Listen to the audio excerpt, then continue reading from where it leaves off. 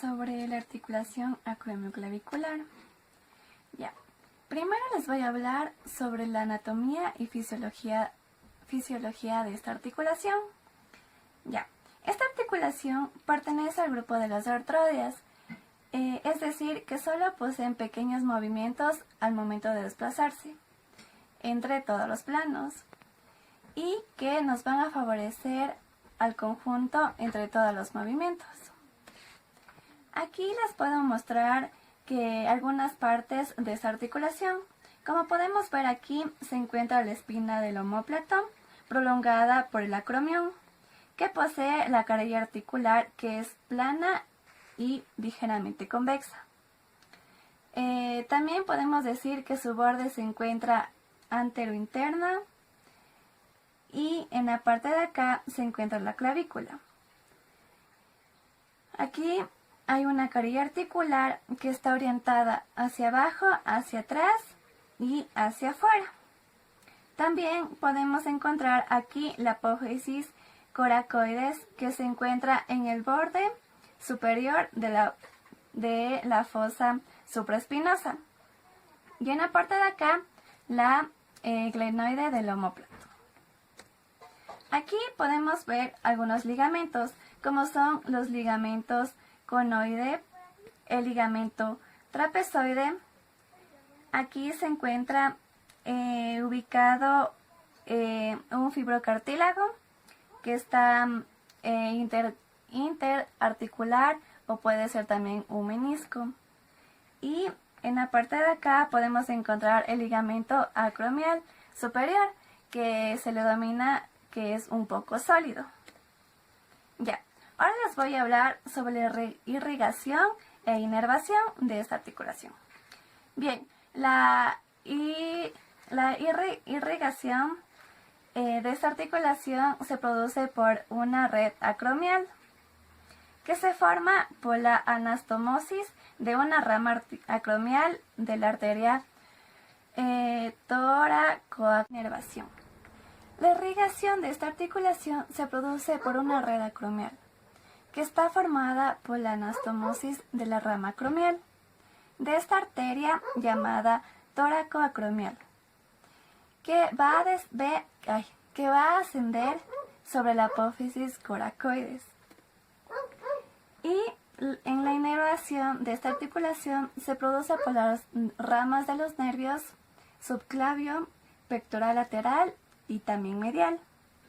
Bien, primero está el nervio subclavio, que nace superiormente de la clavícula, del fascículo lateral y anterior del trozo superior. También nos puede decir que este nervio desciende anterior al plexo, a lo largo del borde lateral del músculo escaleno.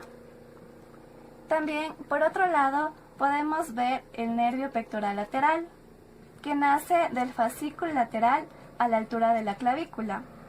Este también va a descender inferior y medialmente. Cruza oblicuamente a la cara anterior de la arteria axilar. Aborda la cara profunda del músculo pectoral mayor. Y por último, encontramos al nervio pectoral medial, que nace del fascículo medial posteriormente a la clavícula. Este se va a dirigir inferior y poco anterior. Discurre primero posterior a la arteria axilar y después entre la arteria y la vena axilar. Destinado al mismo, también podemos encontrar varias arterias. Una de ellas es la arteria torácica superior, que nace de la cara anterior de la arteria axilar y va cerca del borde inferior del músculo subclavio.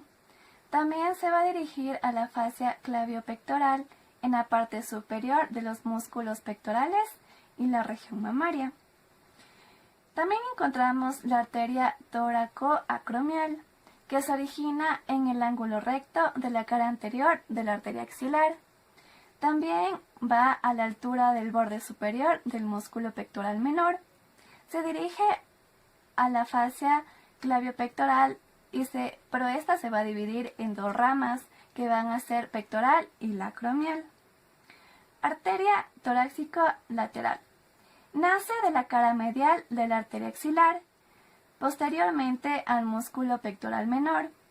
Esta va a descender inferiormente, medial y anteriormente en el plano clavio-pectoro-axilar y parte anterior del músculo serrato anterior.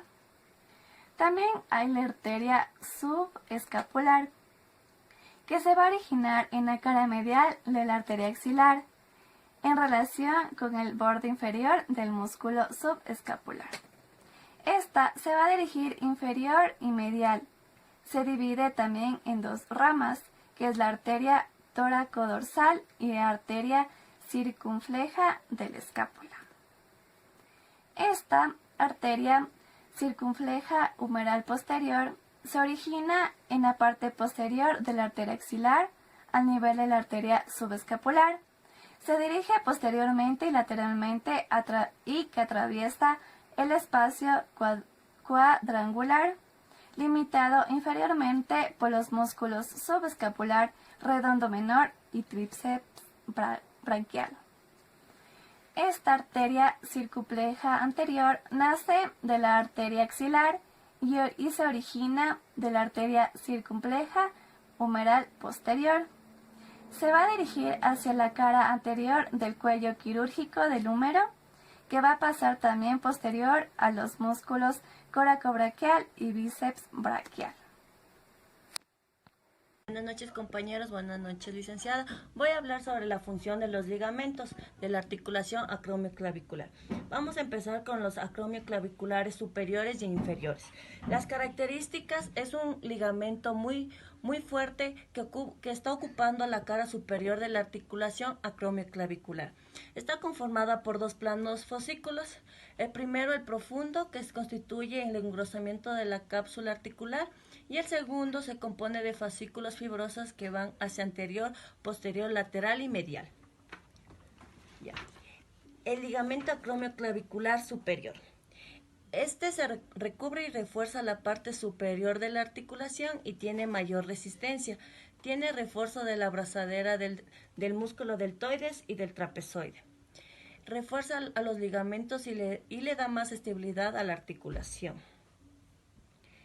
El ligamento acromioclavicular inferior. Cubre la articulación en sentido inferior y refuerza la parte inferior en su densidad, y su densidad es menor.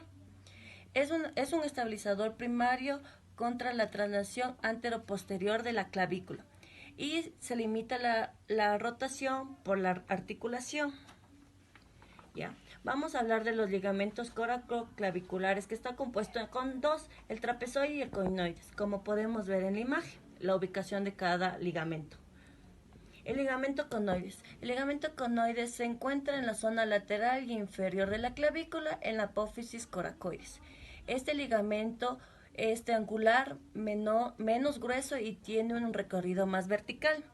Se origina en la base de la apófisis coracoides y se inserta en el tubérculo coracoides en la parte inferior de la clavícula. Tiene una mayor rigidez y una menor absorción de energía que el trapezoide. También está limitado por la rotación de la escápula. Ya, el ligamento trapezoide. Se encuentra en la zona lateral e inferior de la clavícula y en la apófisis. El ligamento trapezoide es cuadrado y grueso y se dispone en la posición anterolateral. Se origina en la superficie superior de la apófisis coracoides hasta la línea trapezoide de la superficie inferior. Ya tiene una mayor resistencia a la tracción que el conoides. Limita la rotación de la escápula.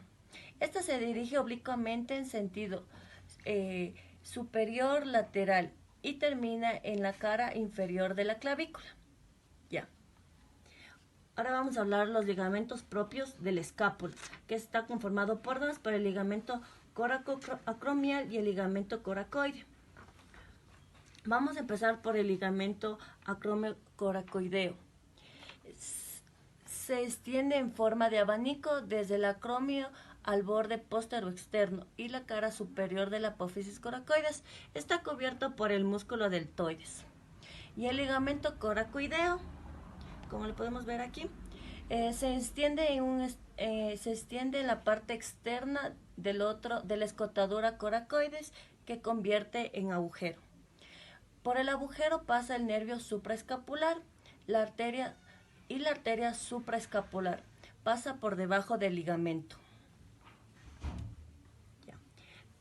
Vamos a hablar sobre los grados de movilidad de la articulación acromioclavicular. Estos movimientos son movimientos puros. En la aducción, punto de referencia es el omóplato. Para hacer la elevación es de 10 grados de la porción interna de la clavícula. Y en rotación longitudinal es de 45 de la clavícula hacia atrás. En una extensión, el cierre es de 10 grados del ángulo homoclavicular. Y en una flexión, la apertura es de 70 grados del ángulo homoclavicular. Y en una rotación interna se abre de 13 grados el ángulo homoclavicular. Y para realizar una rotación axial se añade la articulación esternoclavicular, 30 grados, para hacer una rotación de 30. La articulación acromioclavicular es aquella que se encuentra entre la clavícula y el acromio. En medio de ellas está la articulación acromioclavicular, que es la que se encarga de unir estas dos estructuras. Esta articulación está compuesta tanto de ligamentos, de cápsula articular y de un disco. Esta estructura es la que le permite a la articulación tener movimiento.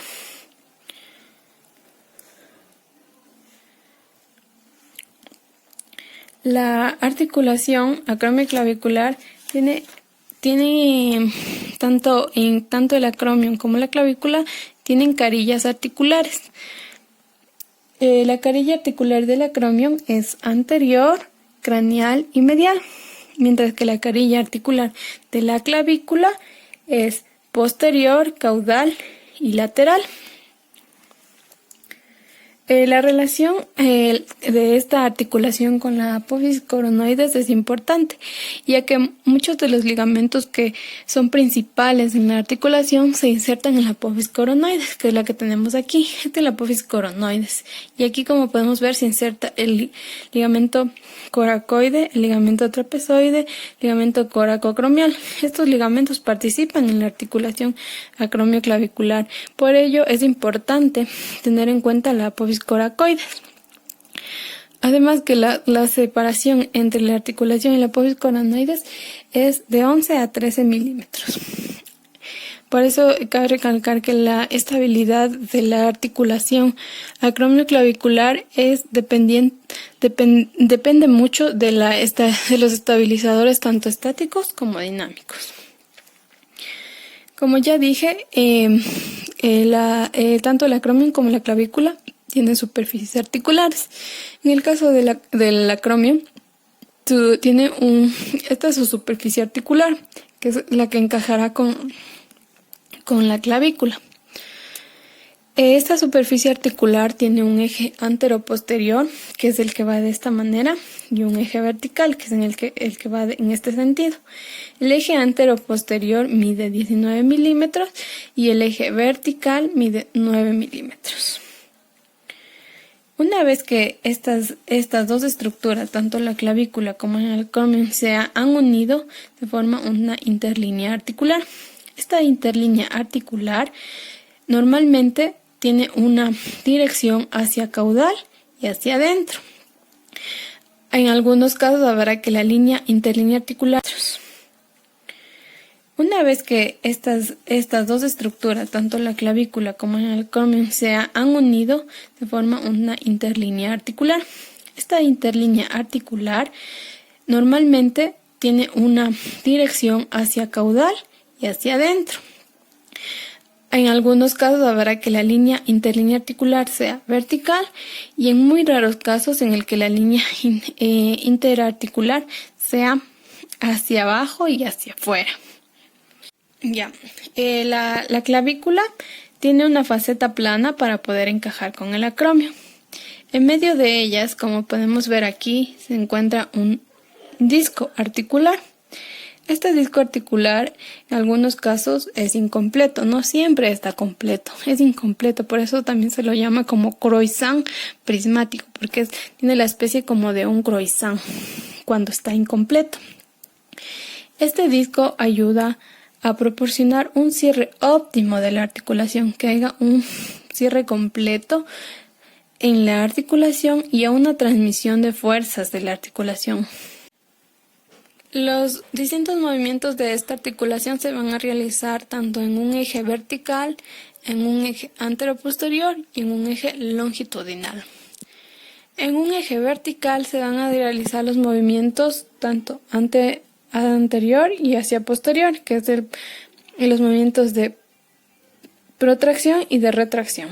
En un eje anteroposterior se van a realizar los movimientos de elevación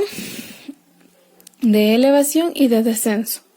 Y en un eje longitudinal se van a realizar movimientos de rotación axial, es decir, la clavícula va a girar. Todos estos movimientos los realiza la clavícula, tanto en el eje vertical, en el eje anteroposterior y en el eje longitudinal. Es la clavícula la que se mueve.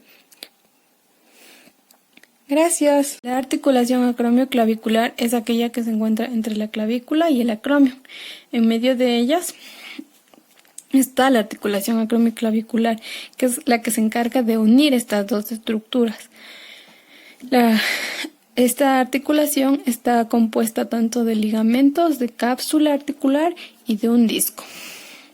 Esta estructura es la que le permite a la articulación tener movimiento.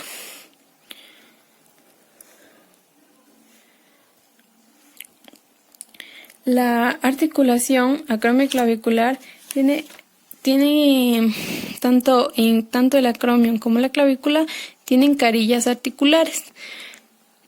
La carilla articular del acromion es anterior, craneal y medial, mientras que la carilla articular de la clavícula es posterior, caudal y lateral. La relación de esta articulación con la apófisis coronoides es importante, ya que muchos de los ligamentos que son principales en la articulación se insertan en la apófisis coronoides, que es la que tenemos aquí. Esta es la apófisis coronoides. Y aquí, como podemos ver, se inserta el ligamento coracoide, el ligamento trapezoide, el ligamento coracoacromial. Estos ligamentos participan en la articulación acromioclavicular. Por ello, es importante tener en cuenta la apófisis coracoides. Además que la separación entre la articulación y la apófisis coronoides es de 11 a 13 milímetros. Por eso cabe recalcar que la estabilidad de la articulación acromioclavicular depende mucho de los estabilizadores tanto estáticos como dinámicos. Como ya dije, tanto el acromion como la clavícula tienen superficies articulares. En el caso del acromion,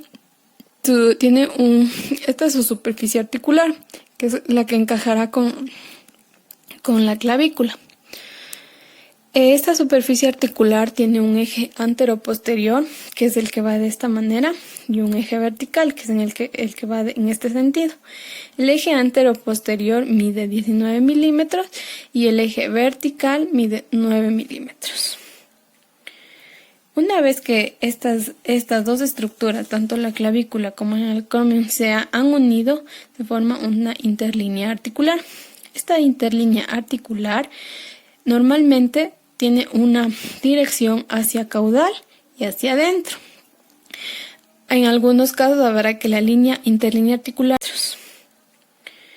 Una vez que estas dos estructuras, tanto la clavícula como el acromion, se han unido, se forma una interlínea articular. Esta interlínea articular normalmente tiene una dirección hacia caudal y hacia adentro. En algunos casos habrá que la interlínea articular sea vertical y en muy raros casos en el que la línea interarticular sea hacia abajo y hacia afuera. La clavícula tiene una faceta plana para poder encajar con el acromion. En medio de ellas, como podemos ver aquí, se encuentra un disco articular. Este disco articular en algunos casos es incompleto, no siempre está completo, es incompleto, por eso también se lo llama como croissant prismático, porque tiene la especie como de un croissant cuando está incompleto. Este disco ayuda a proporcionar un cierre óptimo de la articulación, que haya un cierre completo en la articulación y a una transmisión de fuerzas de la articulación. Los distintos movimientos de esta articulación se van a realizar tanto en un eje vertical, en un eje anteroposterior y en un eje longitudinal. En un eje vertical se van a realizar los movimientos tanto anterior y hacia posterior, que es los movimientos de protracción y de retracción. En un eje anteroposterior se van a realizar los movimientos de elevación y de descenso. Y en un eje longitudinal se van a realizar movimientos de rotación axial, es decir, la clavícula va a girar. Todos estos movimientos los realiza la clavícula, tanto en el eje vertical, en el eje anteroposterior y en el eje longitudinal. Es la clavícula la que se mueve. Gracias. A continuación, les voy a hablar sobre los músculos de la articulación acromioclavicular. Los principales músculos estabilizadores dinámicos tenemos al deltoides y al trapecio. El deltoides será un músculo principal en el caso de una luxación, ya que el deltoides es el músculo el cual estabiliza la articulación evitando que la clavícula se desplace superiormente, ya que en el caso de una luxación la clavícula se va a desplazar hacia craneal, se va a desplazar hacia arriba. Será fácil de identificar en el caso de una luxación, ya que nosotros tocaremos la clavícula y se sentirá como que si estuviéramos tocando una tecla. Es lo que se llama el signo de la tecla. Otro de los músculos es el músculo trapecio. Es importante ya que la fascia del trapecio se inserta en la parte posterior de la clavícula y en el acromio, pasando por encima de la articulación, como podemos ver aquí. En cuanto a las acciones musculares del trapecio, tiende a aplicar el acromio sobre la clavícula. Reforzando el contacto entre estas dos superficies articulares. El pectoral mayor y el subclavicular son músculos que, en cambio, tienden a detener a la clavícula sobre el acromio. Como podemos ver aquí, son músculos que están debajo. Tanto tienden a detener a la clavícula para que esté sobre el acromio. En cambio, el esternocleidomastoideo también es un músculo que actúa, pero este en cambio actúa en el caso de la elevación, ya que como podemos ver aquí se inserta y en el caso de una contracción, este músculo va a ayudar a la elevación de la clavícula. El dorsal ancho y el serrato anterior son músculos que actúan indirectamente, ya que mantienen la unión entre las superficies articulares.